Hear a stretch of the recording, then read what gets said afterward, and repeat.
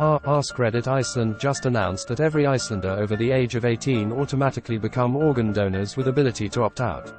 How do you feel about this? As long as I can still taxidermy my body when I'm dead, they can have my organs.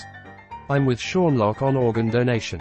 Go for it as long as all my organs go to the same person, so it is less of a donation and more of a hostile takeover. If more than 50% of your body is transplanted into someone else, you'll absorb their consciousness into your own and take over the new body. It's science. You know exactly how Reddit feels about that shit. Bob has just made a post for the sole purpose of farming karma.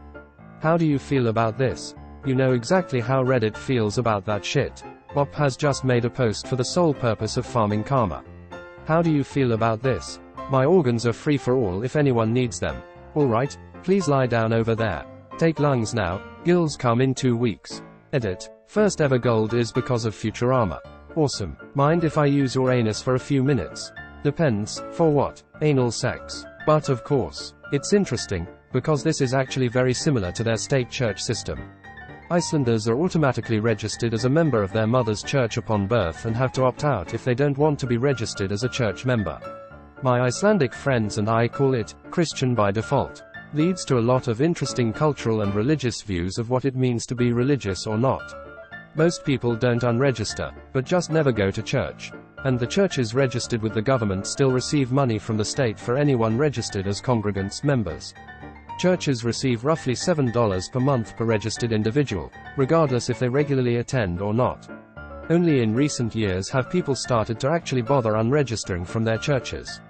Churches receive roughly $7 per month per registered individual. Wait, what? They receive that money from the government. As long as the ability to opt out is easy and evident, I don't care. Edit. Thanks for the upvotes everyone. I really did not expect my opinion to be appreciated by so many people. I did read most of the comments and responded to some. It seems a lots of people can't think of a reason to opt out. The only answer I have to that is everyone has their own view on life and may have different views than the majority. I feel like that's the mindset of most people. They just don't care, so might as well do something useful. There seems to be this weird stigma that people have where they think that if they are an organ donor and the folks see that when trying to save their life, that for whatever reason they'll half-ass it so they can get their organs. I've never understood it, but this seems like a good way to handle that. Let people choose not to be helpful post-mortem instead of them having to choose to be. Yes, it's a BS argument to say that doctors will let you die to harvest organs, but wouldn't let the transplant candidates die for their organs. Doctors are trying to save everybody, not picking and choosing who gets to live. They won't let you die when they could save you. There's no guarantee the organs will be a match or successful in transplantation.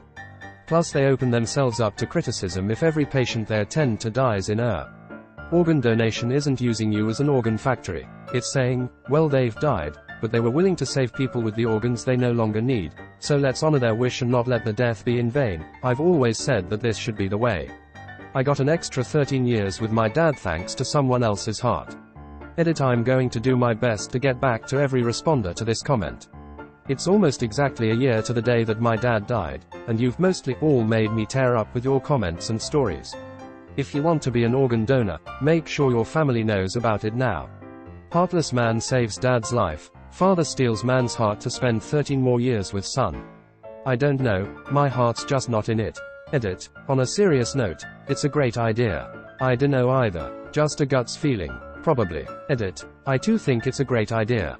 I'm gonna be dead. Don't care what happens to my organs at that point. It's a dick move.